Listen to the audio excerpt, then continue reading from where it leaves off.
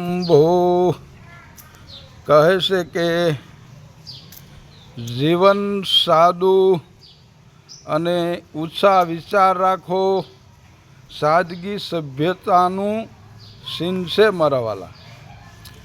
એટલે સંસારના સઘળા સજ્જનો એ સદા સાદું જીવન, ઉચ્ચ વિચારની નીતિને અપનાવી છે.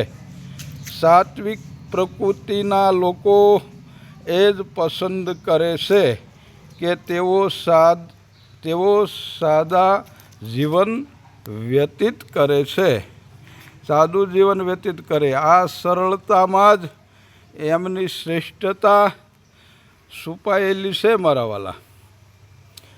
જાણનારા જાણે છે કે શ્રેષ્ઠ વ્યક્તિ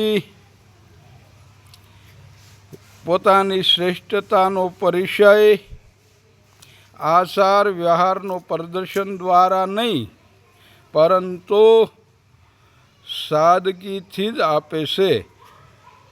ઉછળતા ઉતરતા અને શીશરા લોકો જેમનામાં ખરેખર કશું હોતું નથી, પોતાની અયોગ્યતા અને તુષ્ટતા સંતાડવા બહુધા મોટાઈનો ઢોંગ કરતા હોય છે.